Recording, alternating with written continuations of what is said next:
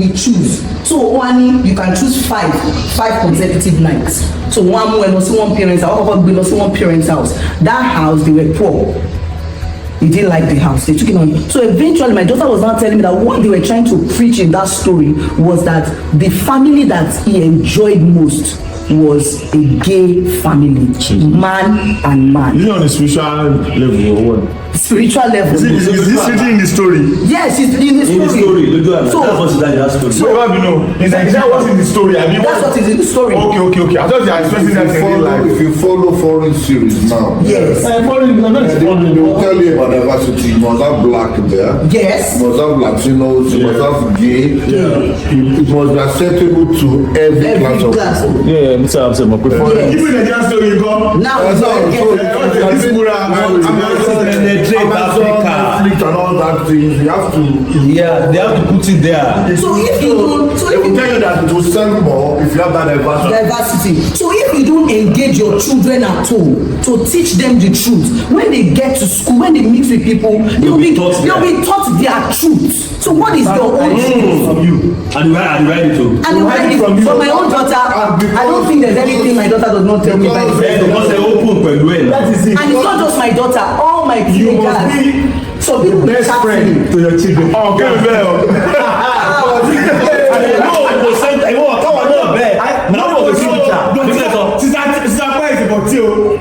What's the career of you, Palo, Mommy, Daddy, comment, listen. How are you? Bro, I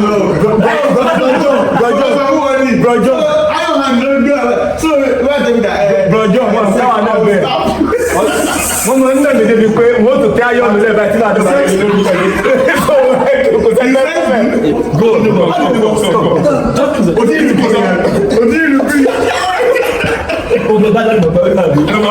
that's my name.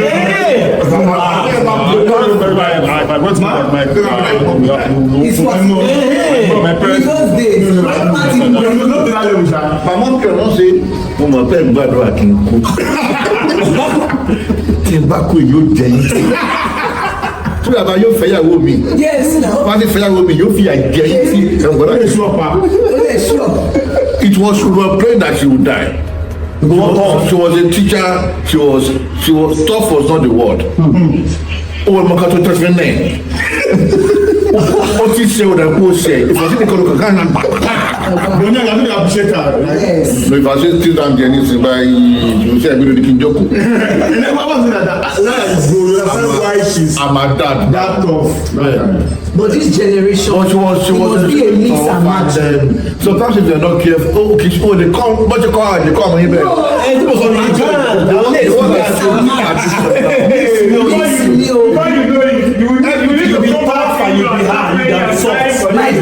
Okay, when I was doing my pariwo and the boutique phone.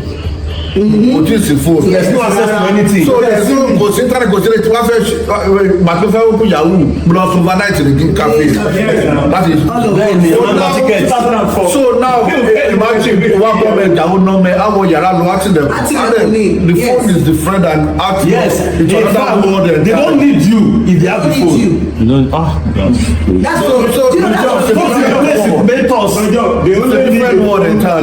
of the things I might not illumination and all that. She doesn't have the time. And now, even àwọn tèmi tó àgbà ìṣe tí mo bá ti wálé pé ká sọ̀rọ̀ yẹn for hours. I will not go open the door. I will not say just try but you play phone for the past 6 hours. I don't call this stuff. You talk ni. Mo wá gbà and kind of submit your phone. Yes. Ẹ jẹ́ ká máa ṣe yẹn bí. Ẹ jẹ́ ká máa sọ̀rọ̀. Not for hours. You cannot use phone to replace me. I am your father here. Yes. Because if not, sir, they will get the truth from here. Yes, they will not, all their question boxes answer one day. They will complete it. And it's not the right answer. It's not the right answer. How long you will go to the porn when we're growing up? Porn. Magazine. No, my younger brother was watching porn. Àwọn VHS tape, àwọn dẹkùdẹkù tó kún bọ̀ players yẹn ni. God save you, kí náà wá lọ. Nígbà tó wà máa sọ kí ló dé gbà. Ó lè tú láti yọ àwọn tú. Ṣé ọ̀pọ̀ ìpàdé àbí front loader? Ṣé front loader ọ̀pá mi? Use machine. You don't know. You don't know the different types. Láti jókòó lé àwọn front loader máa wálẹ̀ báyìí. kí ni àwọn dẹkùdẹkù náà lálájú front loader iná tó máa gbé ẹ̀rọ náà ní tí sílẹ̀ ní upper loader. yọ̀ọ́ ní sẹ́yọ̀ ní pé kẹ́ máa kàwé níbẹ̀ tí máa fi dé ọmọ máa kàwé ẹ̀yẹ́ mẹ́sàn pé láti yóò gbọ́dọ̀ sí níbẹ̀. ó wá dé wà dé wà mú eré lọ síbẹ̀ bẹ́ẹ̀ ni síbẹ̀ ni ẹ o lọ́dún láti ọkọ̀ máa sí ìbálò ẹ̀yẹ́ wọ́n ń tè. you go get but na that way to kotoba I'm getting like right but now it's on your phone. but now I'm telling you in less than 1 minute. In fact, it's on comedy skits. Yes. You don't need to search for it again. Yes. I'm our friend. I'm Yes. for film name. Kini film na shalawa. Ṣé film na shalawa? It's on Amazon. Those people pay I to distribute. Ẹ jẹ́ kí n mú iPad mi wá on Yorùbá film. Yorùbá mi. Oh, that is a lot. Ẹ jẹ́ mú fóònù. So but I was watching this one day. More than 15 minutes. Mo ní Becky wájú kò síbi. Mo lọ fẹ́ kú bá mi ní ilé pa èmi ní ilé pa fíìmù yẹn ní ìdẹ̀ ìgbádùn mọ́ wọ́n sá jókòó sí báyìí jákọ́ ti máa wù báyìí this our blue screen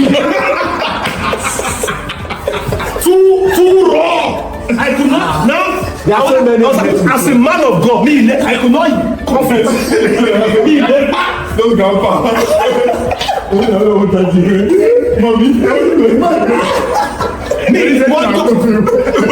Oh my God.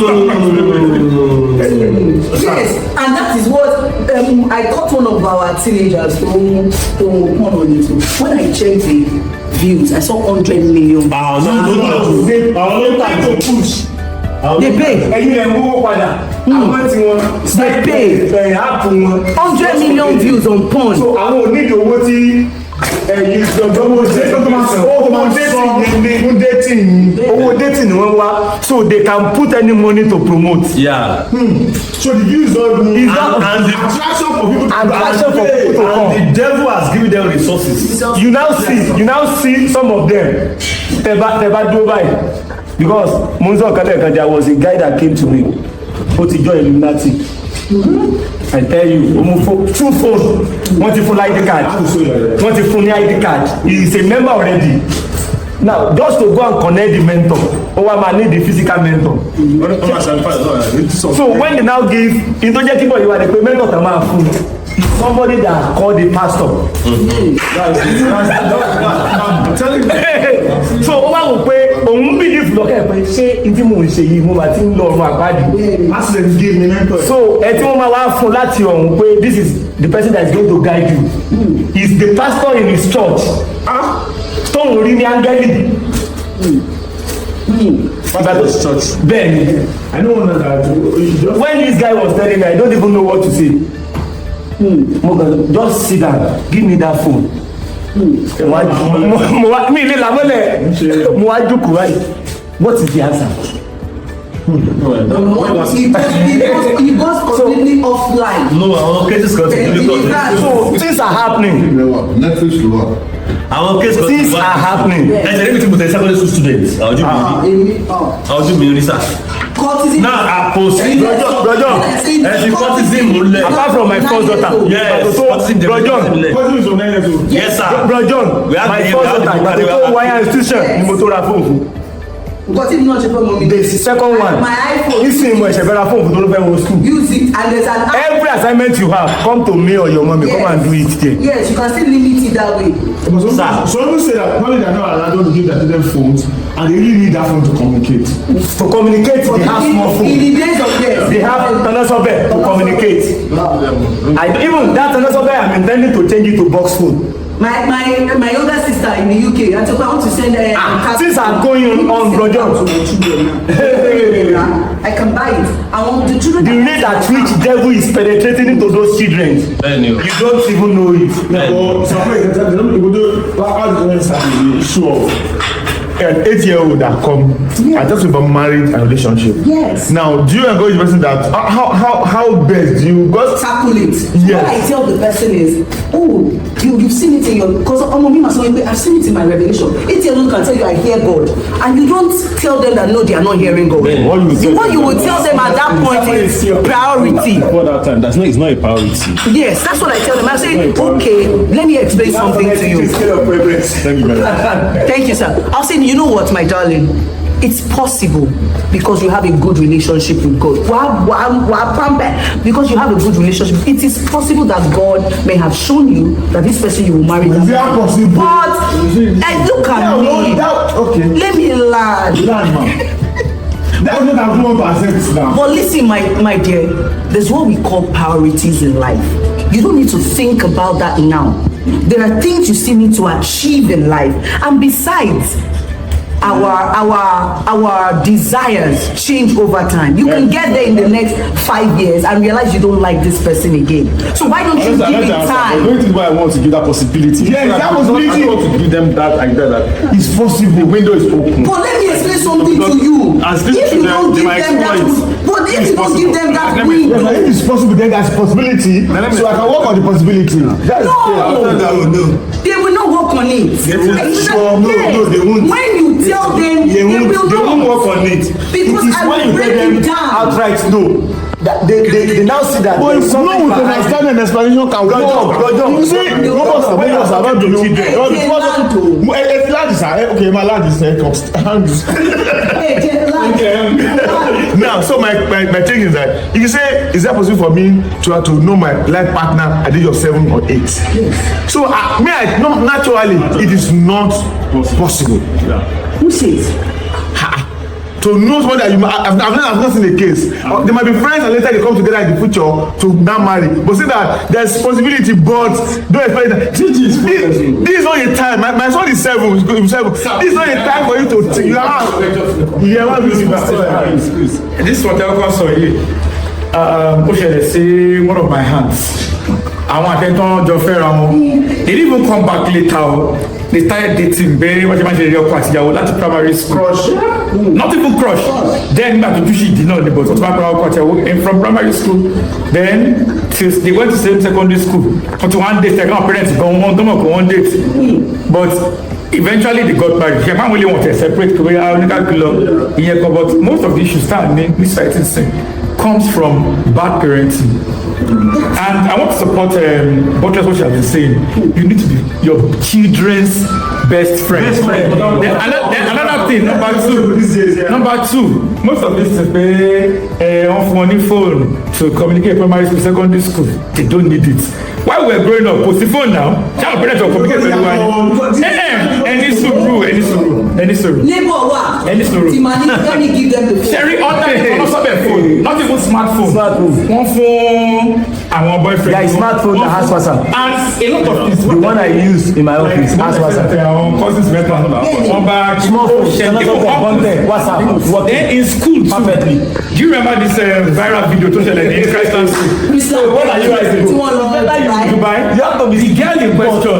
Almost 10 years old. Yeah. My God, and 10 years old and she's in the primary just because you know it's not right for them. Because if you don't teach them, when they will teach them, it's not the way you would like. So you now tell them, yes, I know they are teaching you. Some of them don't always. I know they are teaching you, but this is the original. Because the girl don't pornography. Mo ní pé ọmọ ọ̀dọ̀ tí àwọn parents ẹ̀ gbà ló máa ń play pornography jẹ́ àwọn remember that Christian thing? ló máa ń gbé 2 years ago when they traveled to Dubai. ló máa ń sọkùnrin wálé. This girl is a primary A section. 10-year-old girl was one that invited her boys to her room. And if you have sex with if you look at the video, yes, I think if you look at the video, sir, sexual experience of my even a married woman tó ti married for 10 years now kò lè ní experience of my at all. And if you watch it, so 10 years old, She was 10. Yeah, she's 10. She's 10. Christian, no call Toby Oga. And guess what? You don't have people like him, man. All these money game. When they wear. You know, I was telling you yesterday. this is even about in the case if it was with you, yeah, no money. 10 years. Yeah, that's You was too tough. See, if brain that too tough, ọmọ máa bàjẹ́. Ọmọ máa bàjẹ́.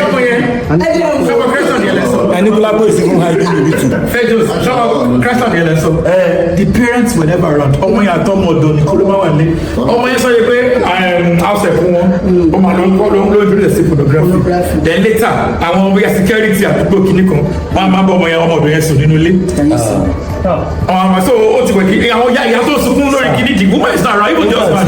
Nígbà tó wà ẹ̀kọ́ sọ fún mi pé ọlọ́run ti sí ìyàwó ẹ̀ though it's now 22 now mo try best láti sọ pé no it's not yet time ẹ̀ mọ́ tó ṣẹlẹ̀ mo wá ní who are love sick mo wá ní pé for 3 days kò ní jáde màá ní what's wrong with you I think what I told you I love this sister and I want to marry her mata jọ fa tí mo pray to me ní ọ̀gá nípa ọjọ́ tó a fine please you guys should be friends okay don't nothing be friends now they are together wọn ti marry but I allowed it tí ìbá gbà a lọ ṣe ní kọ̀ọ̀ mi nínú nǹkan pa ẹ̀. I'm telling you. Ha! Cancel. Ó dábẹ́ wò gbà. Why you leave? It's what you are thinking. Ó ní òun lọ́bẹ̀ lọ. Kí ni kí n ṣe? Kí ni kí wọ́n ṣe? Sir, I left them the money you can be friends. You have to make let's be platonic. If you want to marry her, move forward since my body, my don't pray fire. Ṣùgbọ́n ẹ̀jọ̀ ẹ má ṣe é ti di kọ̀rọ̀ mọ́. Do you know anything that you know the guy will tell me? They now open to me to take everything and that's the peace I have. Olo dájú fún mi. That is it to my brother. Tí wọ́n lọ gbọ́ pé o fọmọ lóyún ọmọ Fejosbaba ayé ti bàjẹ́. That is it. So kọ́kú kí n kó mọ̀ pé ẹ̀ ń ṣe báyìí. Ìjọba onítọ̀ yìí. Ibi tí mo gbàdúrà sí ibò ẹ̀ka yìí age tí eléwu àti ṣe. Of course, I'm only telling you pé even at that age gan normally ká ní pé ó bá gbọ́ sí mi lẹ́nu ni mi ì máa gbá. Gbọ́dọ̀ ìmárì tó ń rí àwọn 22 o ti parí school o rí àwọn 22 but I just felt since he had tried ìbẹ̀wò ni pé ó wà love sick lóòótọ́ kọ́ máa àwọn sókè crush yẹ kó parẹ́ wọ́n ti pé a month kó parẹ́. Ẹ lè parí àtàwọn ẹkún àti sunkún àwọn ẹkún yẹn wọn máa ń ẹ kàn sọ ní nǹkan don't clear your face out of love you never clear your face so you never sick you sick you go heal. I want to ask for two spiritual thing. Spiritual angle. This clear my face. Spiritual angle. The first time he say this go law matter because she was a medical doctor. Actually medical doctor. That is medical doctor. Anyway, she was a medical doctor. I was in 1500 level. I was in old. Yes, you level. You 300 level. 300 level. I was like, so later on the fall, like this girl die. So I told him, Mom said, I want to marry this girl. I won't use the scripture. Bible said, God said I should. I feel like I said, but you go, that's not a wife. That's not a wife. I didn't answer. Just come on, I just need an idea again for some reason. gbàdúrà sórí ẹ. Gbogbo ẹni wọ́n máa mix pọ̀. Kò mix ló ti gbà yí o. Prayer. So actually, spiritual, but this, in fact, I think it's more spiritual now as parents now. Because okay now, but if like because of values now, the truth was there. Anything about me now, with my kind of background, someone tell me that okay, you are 17-year-old, you have somebody you want to graduate to. I feel you're not ready. And to now tell you that oh go ahead and do it, it's as if I'm doing you a disservice. So when I was in secondary school or just out there level, and somebody I'm so convinced, I'm love sick. Yes, don't talk about 100 levels. Go level, feel it. As we disservice for feel it. All in the university. What are you talking about? Okay, now, ẹ wá bá sọ pé no, Bro John ẹ wá bá sọ. Ó wá ní pé next week ó ní sir kò lọ. I love this girl. I dream about her. I love this girl. Please, I want to tell you. And to so and pray. And say, let's do this. Say, don't pray. Or to this apollo. If you tell that guy, see, I'm your mentor. Don't do it, sir. Not you won't hear anything again in this life. Anything again. They will see you as a toxic person. They will come to you again. Now, when you're not here to our worst. Why did you tell me? I told you, sir. You didn't understand my level. The way God talked to you about your wife may not be different from mine. Your own is 34, my own is 100 level. It's a subtle spirit of rebellion. they should fix it and sing by you. But you will So feel you have to apply that this. you will feel that what you're doing is that these Yes. people don't understand me. I'm misunderstood, but it's spirit of rebellion. Yeah. And you have to be, it's subtle. You have to be careful about it. When you understand? Because what the devil was doing, You say the way God is dealing with me is not the way God is dealing with you. No, When God was okay, I'm following. when God was dealing with me, you're not there. When God was talking to me, I understand. So instead of you to accept the leading or the teaching or the chastisement, it's a subtle spirit of rebellion. What do you do, sir? So what do you now do? What do you now do, sir? Oh no, you pray but I understand your own prayer is to say if I Stand your feet. your But wait, yeah, the truth is, you can't convince. Not everybody can convince in this world. It's not everybody, Not everybody that and you can may actually lose them. convince in this world, but you will do your best. No matter. But just tell your feet, you may not like it, you're not sick. I was not my feet. I'm not going to go ahead and marry. Well, your daughter is daughter. cartoon come on here. What is it about? It's about what do you call me? One of their friends, their best friends. Are they girls? Only no. Money are they boys? Only no.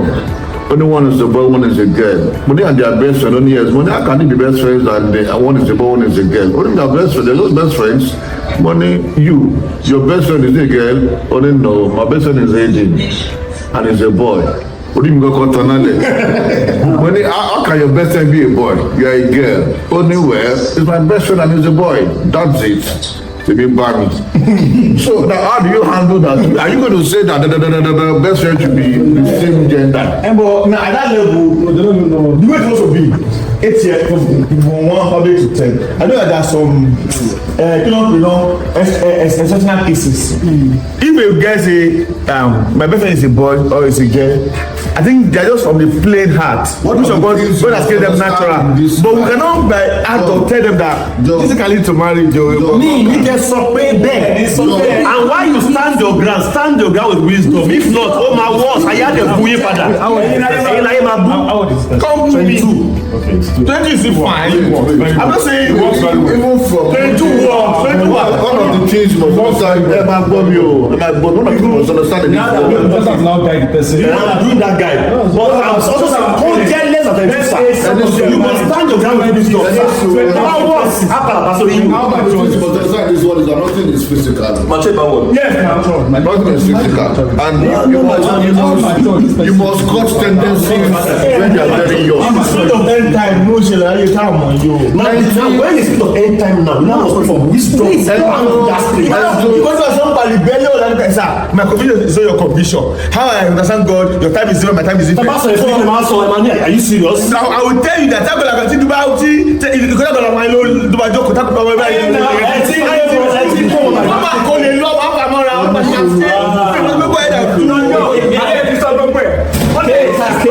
What are you doing? Come on, come on, okay. That is okay. Àkòrí bẹ́ẹ̀ sá.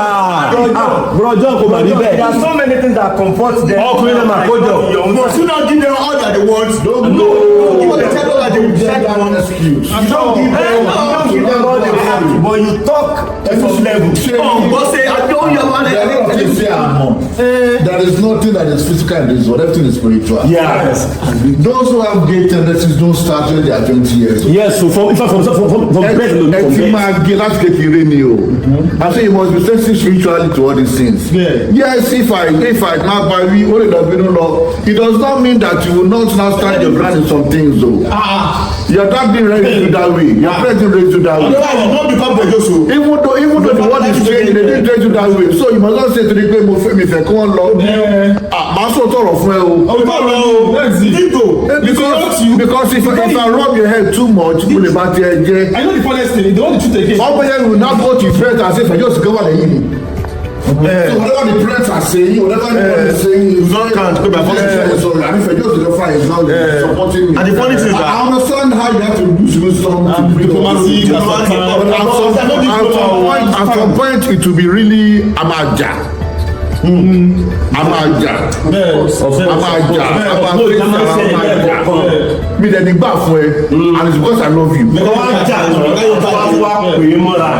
Otherwise, if you now use that as an excuse to give them everything they want, you are going to lead them into trouble. Sir, if my dad was not tough, I don't know what I would call them. Maybe I'll be under the So if you have a son, he dealt with me, and I pray I will help you that my dad was tough.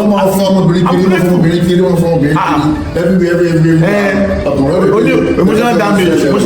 You must be stressing with the son to understand that you never will not start when they are 50 or when they are 50. No. Take it like you have to bless me, are you only one? There used to be a boy, small boy, can you go cause serious problem?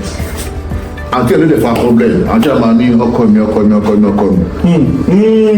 See, until what you want to be true, or and my you last you the window.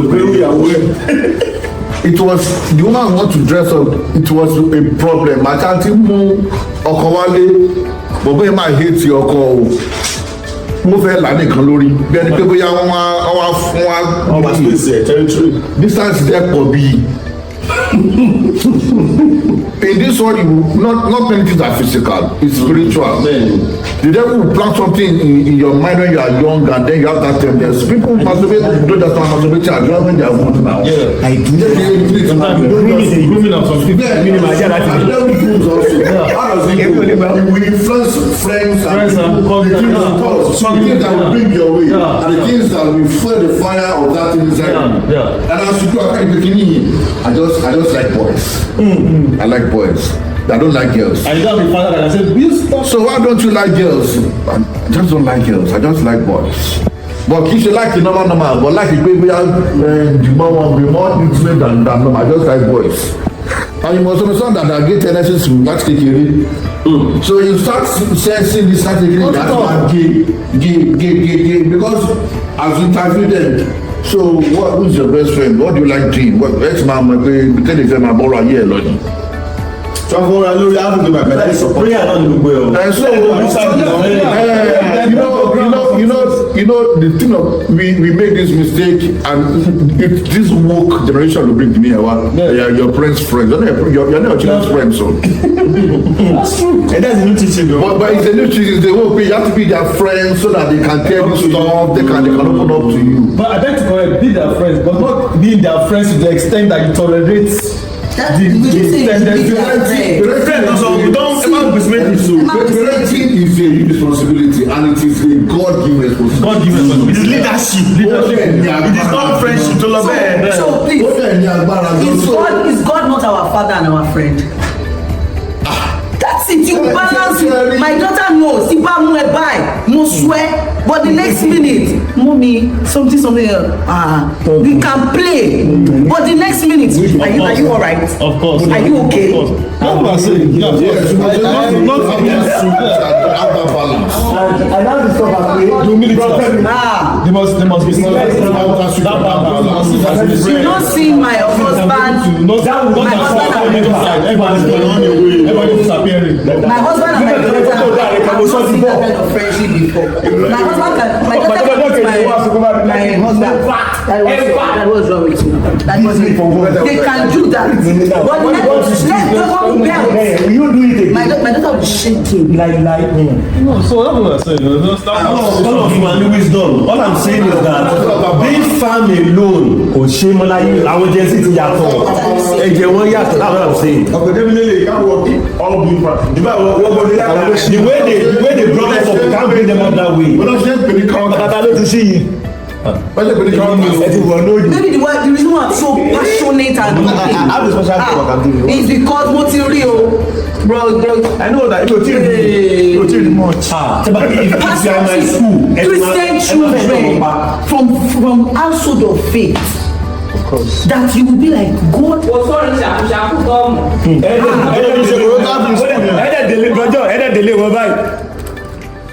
Only Mary. I think sometimes the approach. Because I keep parents who are open. I don't get it. Let me see. When you raise your children, the fairness you will, the concentration, the deliberation, the intentionality, like you said, the strictness and everything. That's your children. That's what you That's your children. Because you know them, you know them from growing up, you know them too. And other people's children that still depend on you used to raise them. Your children are love them, even though you are so Yeah. So other people's children now, all these things you are saying now, and I say wisdom to me, so I can go back. So that come to me, boyfriend, girlfriend. The way I raise if somebody comes to me, little boy comes to me, like my son or something, like 15, and says, I have this girlfriend and I want to go out. The way I will answer him is going to be able You answer your child. I'm a poor like you understand? Yeah. So it's different approach, different. But it now depends on how that child sees you. He sees you, My own children and teenagers, some of them spend 1 month with me. Some of them, they don't even chat with their parents. Now, one of my children and teenagers, not in Canada, their mother had to call me and say, okay, please, can you help me talk to your children? Please, can you help me talk to Why are you talking like that, actually? none of my because I feel like that by church, you say, Baba, money solo, Baba, money solo. As a father, what are you doing? I will do my bit too. But how can you not be able to talk to your son and your daughter? What you now do is, what's the responsibility as a father, as a mother? You start parenting the parents. That is it. I want to my life ready here. Even some people are ready. Blockade says you understand the fact that because of the relationship with the children and because you are maybe more of this generation, you can speak in their language to my ear. I understand that, but you can't sublet, you can't feel you can't change replace It's okay. Now use your one. Yorùbá kò sí Yorùbá word náà fún. That's the can't switch. allocate. No, like a company, a bank, for example, they will want buying to another company. Yes.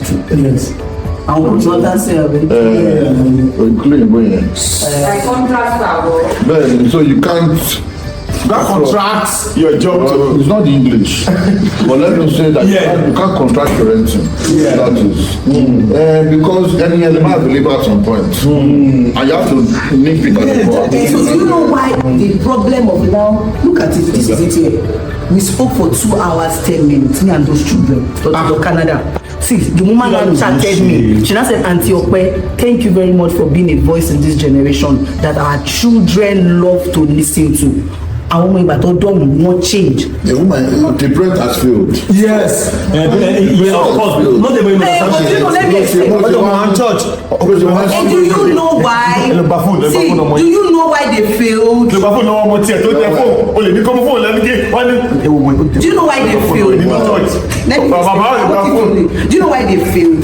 They failed at the basics. And the basics is that be your child's friend and be your. How are these children? This one is 12. And they are in US with whom? Canada with their parents. They relocated.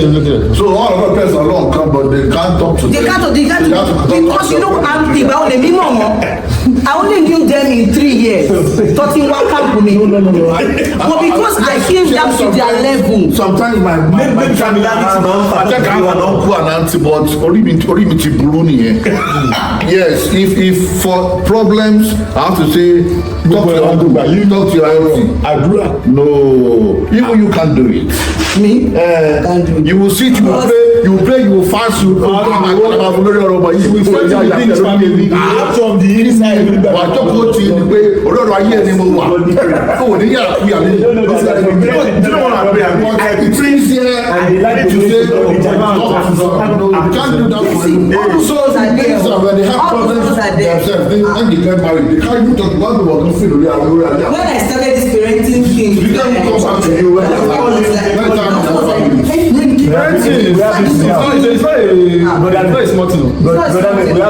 There are some parents that their issue is they are not godly, but they want to raise a godly child. Yes.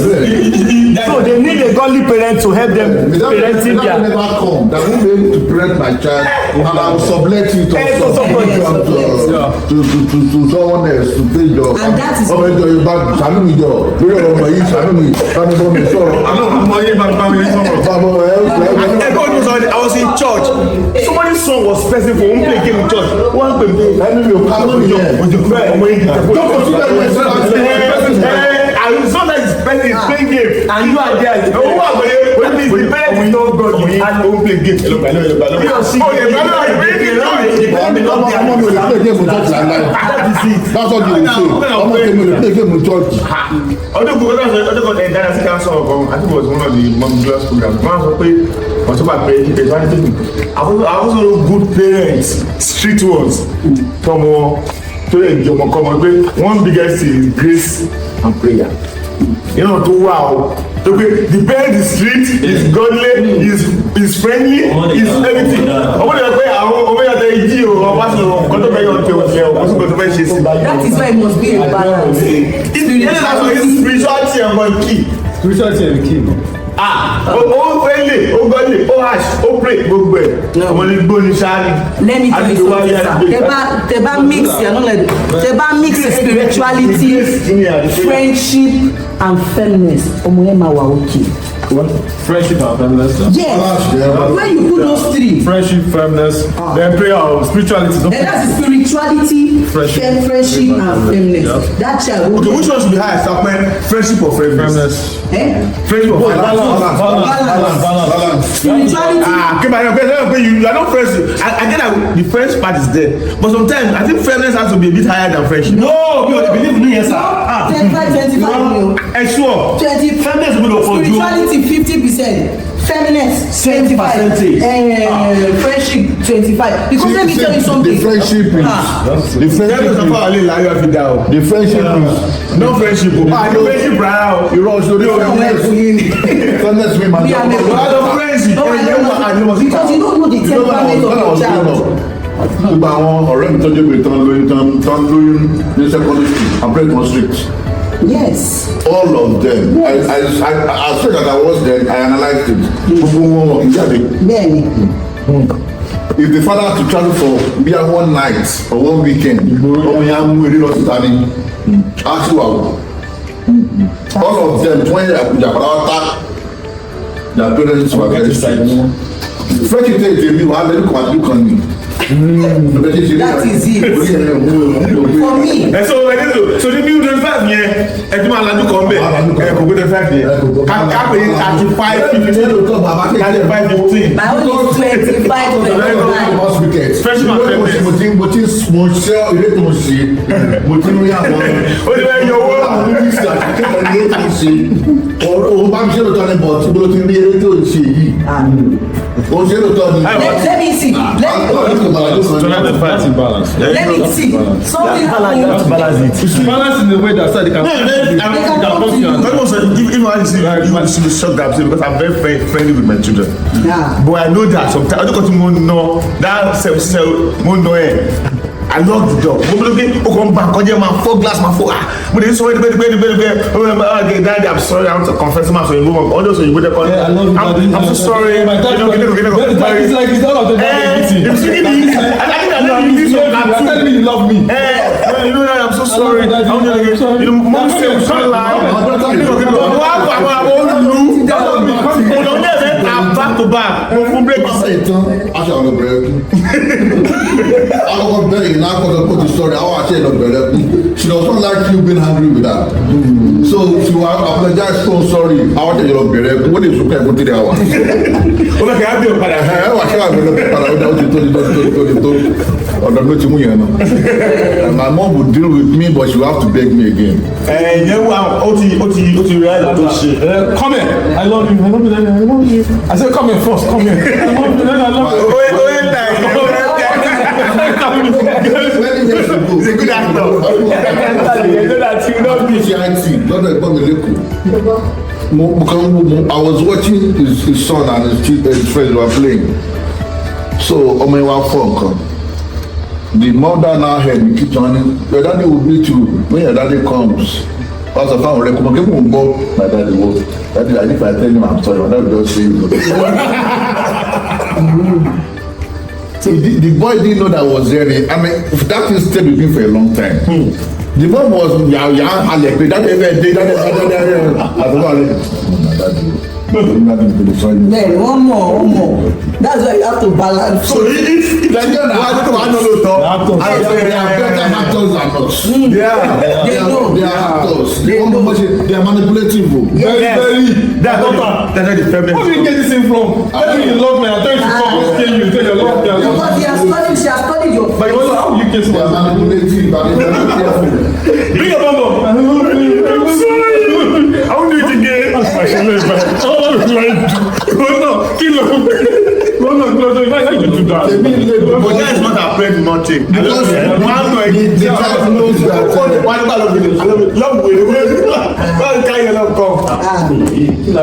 feminist is very cute. Something happened.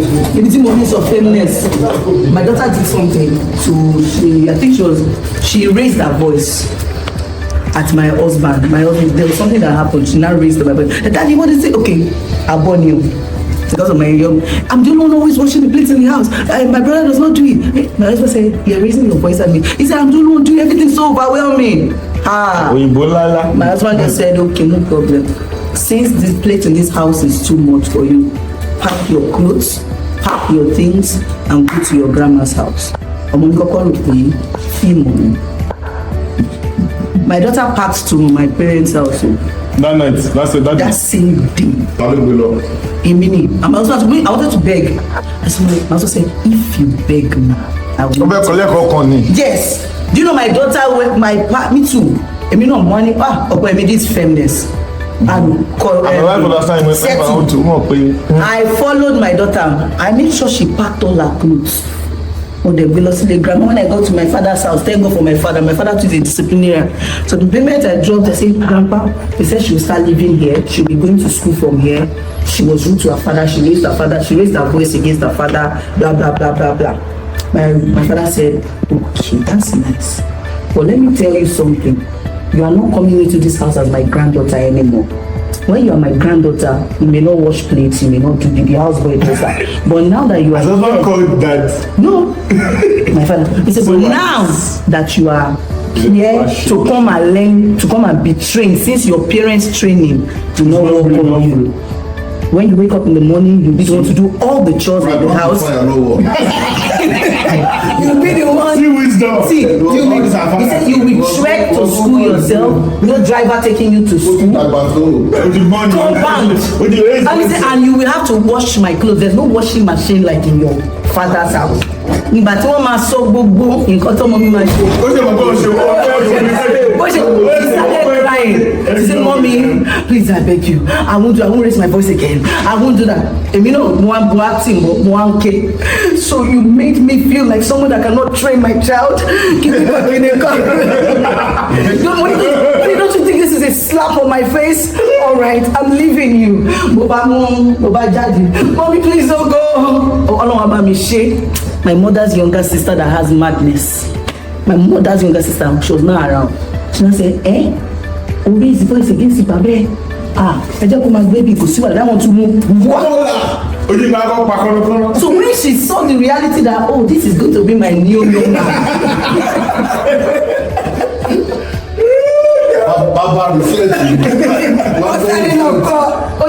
Later. Then my father only because of the old age, he only eats twice. Once you eat in the morning, you eat in the evening. One will pay 3 square meal. My father too. By the time I don't, so my father now said, "But let me help you for the last time." So that meanwhile was our house. Now we need to beg my husband that Bamiloye, sir, Bami just is small, sir. Since that job, if my daughter want to, I got to shame. Why you lost sabbatical? I got to calm down, pay. No. If you not have a threatening, man, you will go to your grandparents' house. Money is not even my own. You now go to your daddy's grandparents. So I brought not saying much. So you will go to village. You will go and live in it. Man was a bit tough because with that, the two what you don't support. I don't support. That's family. Kò ní learn. Sorry.